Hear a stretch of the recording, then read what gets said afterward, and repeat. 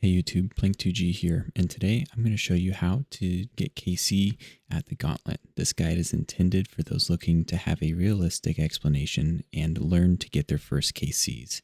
If you're looking for a speedrun guide for the Grandmaster time, this is not the guide for you. First, I'm going to start off with some really basic knowledge about prep and strategy for it, then on to Hunleff basic knowledge and strategy for it. Finally, I will talk through a complete kill so that way you guys have a model to go off of. Step 0, plugins. Hunleff Helper is the best plugin for the Gauntlet. As long as you start the plugin correctly, it will tell you exactly what to do during the fight for changing prayers. To use the plugin properly, click Start as Hunleff's first attack's hit splat is visible on you, and from there the cues will be fairly accurate. If you're too early or late starting the plugin, you may adjust one tick shorter or longer to be perfect, or if you forget to start during the first cycle, there is a Start Mage option as well. The same applies to the Start Mage. Just start the plugin when his first mage attack hit splat appears on you. The other plugin that's helpful when starting is called the Gauntlet, and that is a plugin that allows you to customize the resources you need as an overlay. And it highlights items in the homeroom. It can highlight Hunleff's outline by prayer and even outline the tornadoes. I use the resource overlay to help me learn the Gauntlet at first, so I know how much I still have to get. Moving on to creating weapons. To create weapons inside the Gauntlet, you need to obtain weapon frames, then take them to the singing bowl with enough crystal shards to create the weapon itself. Everything inside the Gauntlet has 3 tiers, at least for weapons and armor. You have the basic, which is tier 1, attuned, which is tier 2, and perfected, which is tier 3. Basic or tier 1 requires 20 shards and is the worst weapon. Attuned or tier 2 requires an additional shards for 80 total and is what I use for the second sweep. Perfected or tier 3 requires the specialized component and is what I use to kill Hunleff. Obtaining weapon frames. Weapon frames are only obtained as drops from monsters inside the Gauntlet. The smalls, such as the rats, bats, and spiders, have a 1 in 3 chance of dropping with a guaranteed drop on the 3rd kill. The mediums, the scorpions, wolves, and unicorns are guaranteed to drop, but have 2 to 3 times the HP. The larges, or demi-bosses, the dragons, dark beasts, and bears are guaranteed to drop the frame as well, in addition to the perfected component required to make the tier 3, but they have 100 HP. The strategy to obtain a weapon frame is to kill all the smalls and or a medium, whichever you see first inside the Gauntlet, until you obtain a weapon frame. Once you have one weapon frame, there's no need to kill the smalls or mediums until you create a tier 2 or attuned version of the weapon of your choice. Armor. Armor has 3 different tiers, just like weapons inside the Gauntlet, with tier 1 being the least protective and tier 3 being the most protective. Each tier of armor requires more resources and therefore takes more time to gather. There are 3 different resources needed to create armor, and I'll use my names to keep them simple: wood, ore, and cotton. For tier 1, how I've done most of my completions, you need 3 wood, 3 ore, and 3 cotton, or 1 spawn point of each of these resources. For tier 2, you'll need 7 of each, in tier 3, 13. Due to prep time constraints in the Corrupted Gauntlet, I do not recommend anything higher than tier 2 prep unless you're going for the combat achievement. However, even tier 2 prep can be difficult due to the time. Moving on to consumables. There are 2 consumables to gather inside the Gauntlet. Gwyrm leaf, now referred to as herb, and paddlefish, which I will be calling fish. The herb can be mixed with crushed crystal shards to make an Ingial potion, which acts as a prayer potion and stamina in 1. For all intents and purposes, I'm just going to call it a prayer potion. The paddlefish or fish are obtained by fishing at the fishing spots. The fish can be cooked to be eaten and they heal 20 HP, just like a shark. Essentially, paddlefish are sharks. Paddlefish can also be converted into corrupted paddlefish at the singing bowl, which requires crystal shards and makes them function as karambwans. I usually make 4 of the corrupted paddlefish or karambwan equivalents if I have enough crystal shards left over. Making any item.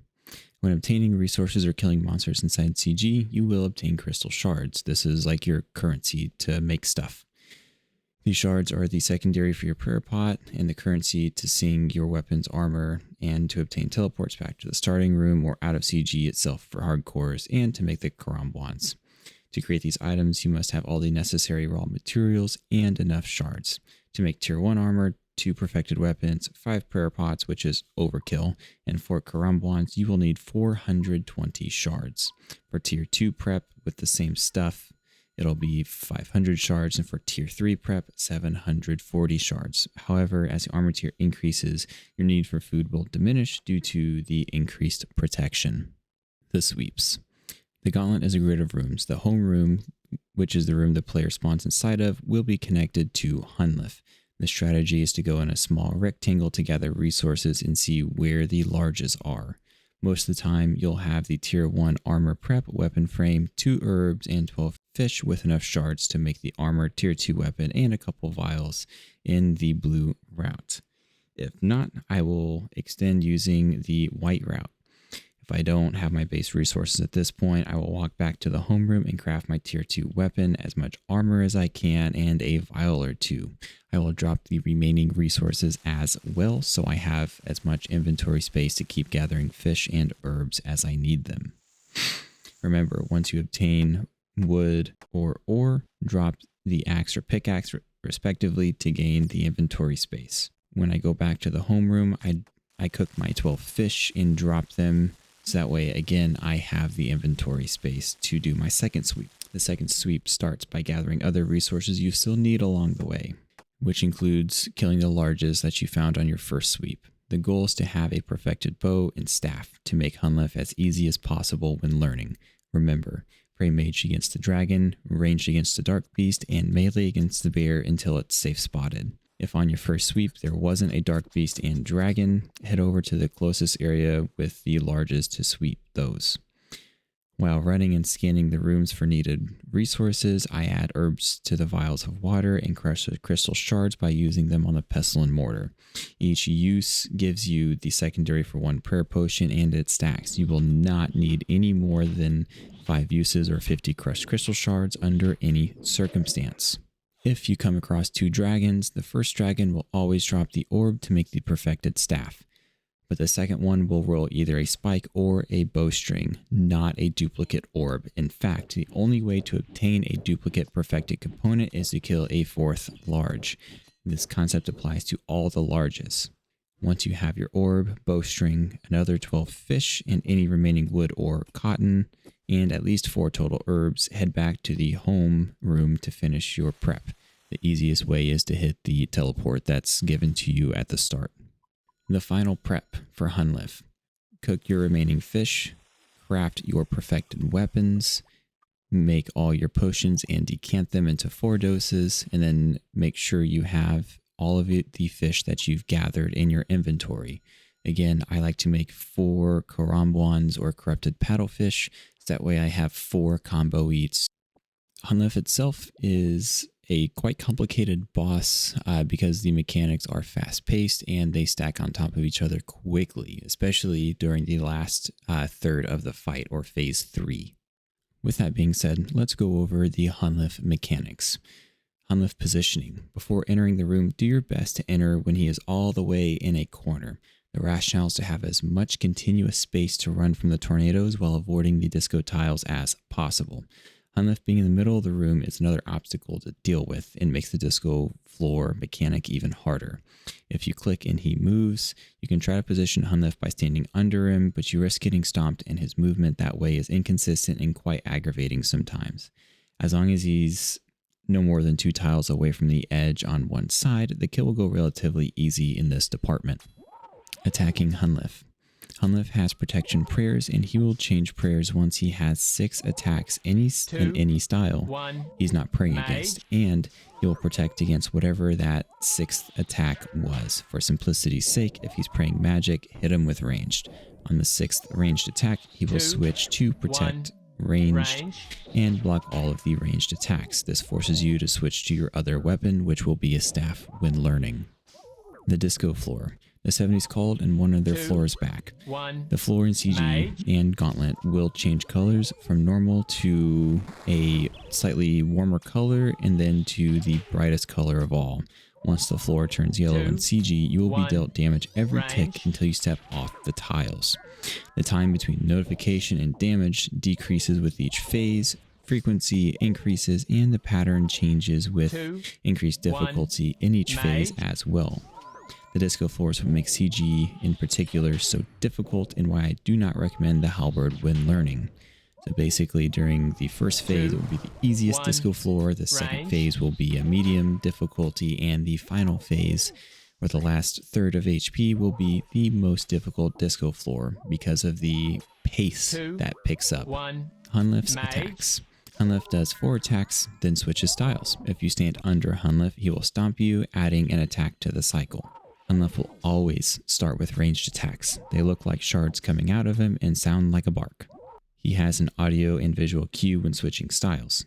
His audio cue occurs right before his last attack of the cycle, which sounds like you're as a teenager getting out of bed. And then he curls up and has shards or magic surrounding him as he switches styles, which is his visual cue. His magic attack is a ball that sounds like wind strike. Only during the magic phase. He also has a smite attack that is purple, just like Vorkath's smite attack. Simply turn your prayers back on. However, the smite attack, as his 4th attack, can trick you. Pay attention to the other cues when he tosses the smite attack to know which prayer to turn on. Hunleff will stomp you if you stand under him when he's supposed to attack. This can deal damage in the 50s. Don't do that unless it's stomp versus certain death from tornadoes and disco tiles, but that takes a lot of KC to determine what's my best option at a moment's notice. Best advice when learning is don't take a stomp. Tornadoes. Hunleff will spawn tornadoes by doing his stomp attack whenever you're not under him. Don't worry, you won't take damage if he's spawning tornadoes. Depending on the phase of the fight, 2, 3, or 4 tornadoes will spawn and chase you. If a tornado hits you, they each deal damage in the mid-20s each tick. The tornadoes can stack and hit you in the same tick, which can kill you in one tick. Don't ask me how I learned that during P3 at the end of the kill many times. The tornadoes paired with the disco floor is what makes CG so difficult and frustrating at times. This is also what's going to make you a much better Old School RuneScape PVMer and learn pathing much better, and to be able to do it at a moment's notice. Hunleff strategy. Before entering, wait for Hunleff to be in a corner as far as possible.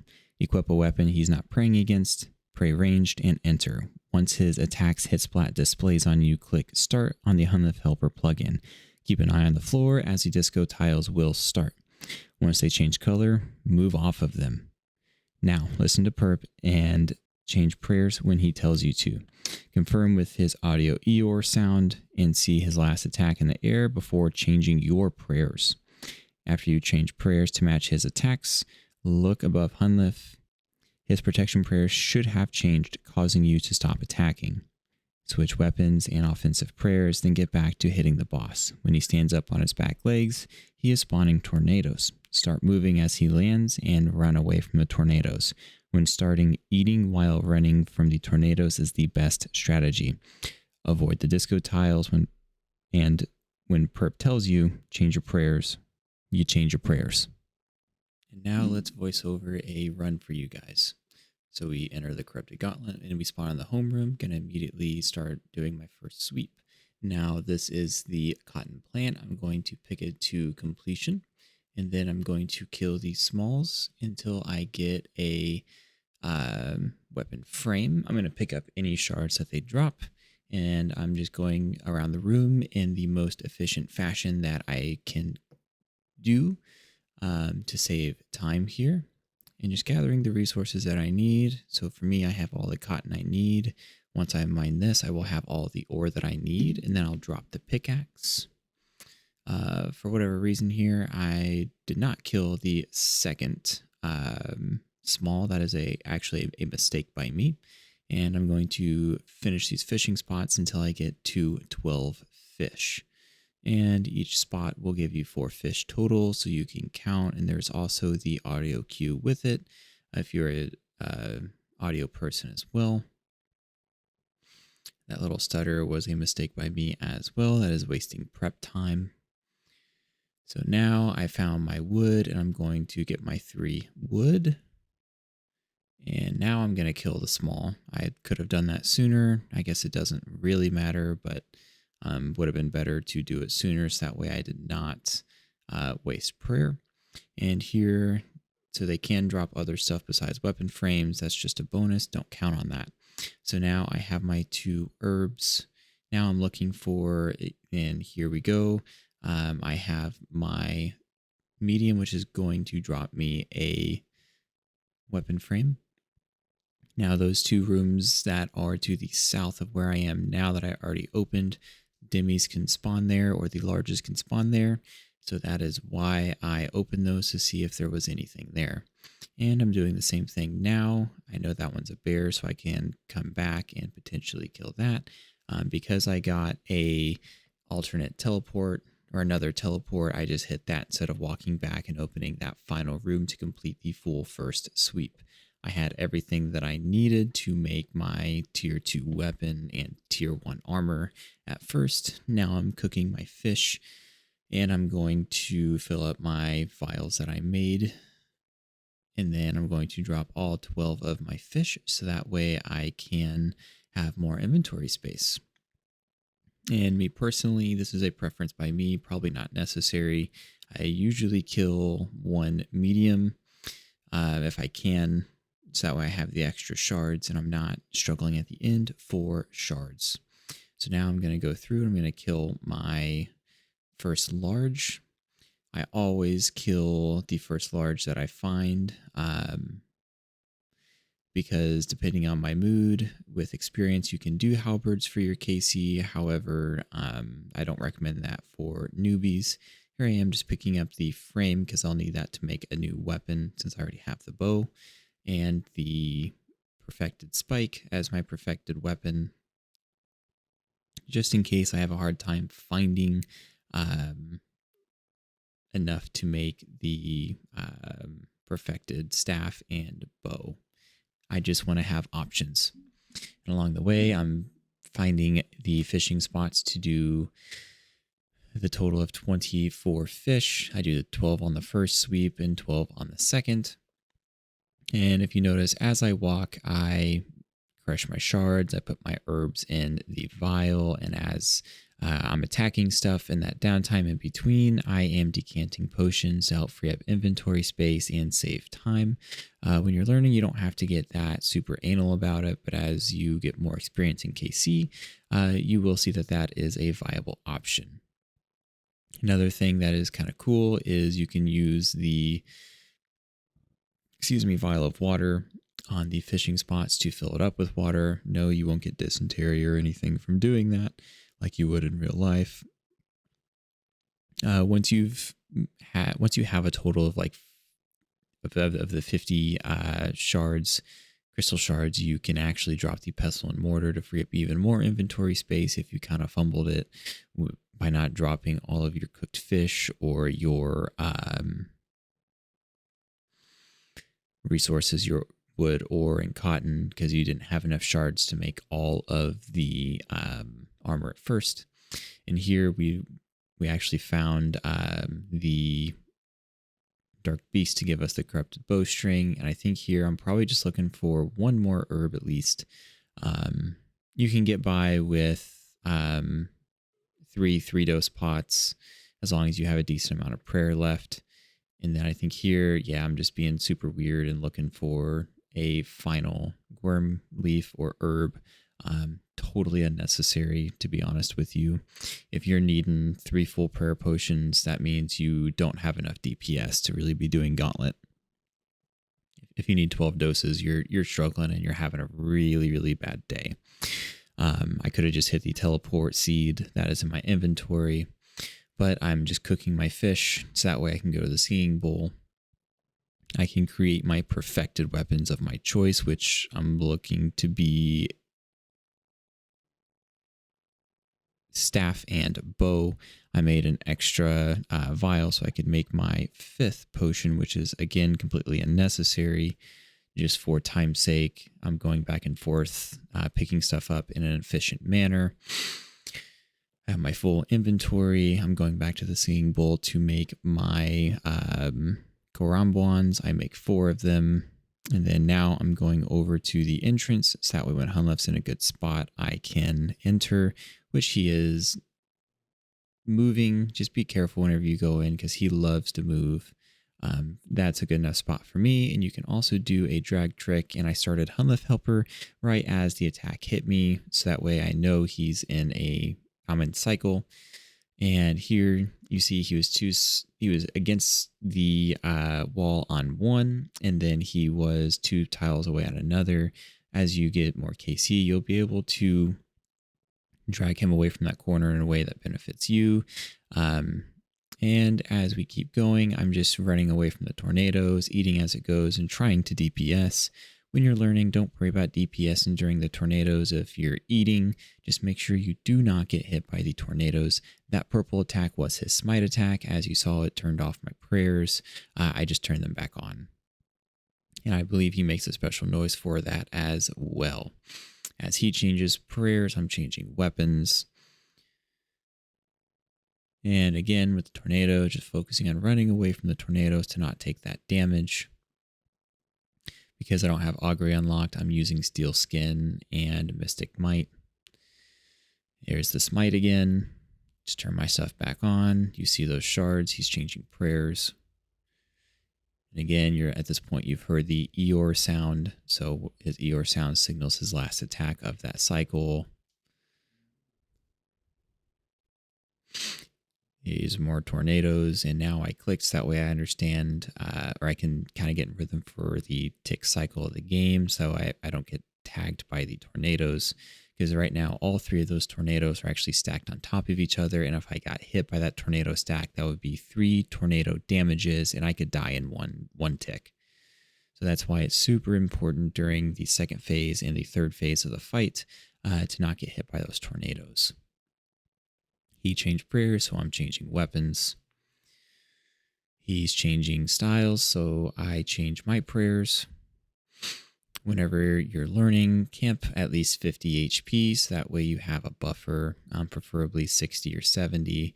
Yes, you'll be eating more, but you do need that buffer so that way you don't die. I would rather you run out of food and die that way, so you get the experience for the prep time, than to get greedy and try to do big DPS. And here you see the disco floors are much faster and cover much more inconvenient space during the trip than phase 1 or 2. Phase 1's very easy disco tiles. Phase 2 is easier, or harder, but still not ridiculous. And phase 3 just gets very tight in very weird ways. So it really makes you think about your pathing. And again, the pathing in tornadoes on top of changing prayers is what makes it difficult. And there, finish the kill. And now we get to open the chest. And nothing, just like usual. I hope this guide made CG a lot less daunting for you. If you have any other suggestions for future guides, please let me know in the comments or DM me in game to let me know.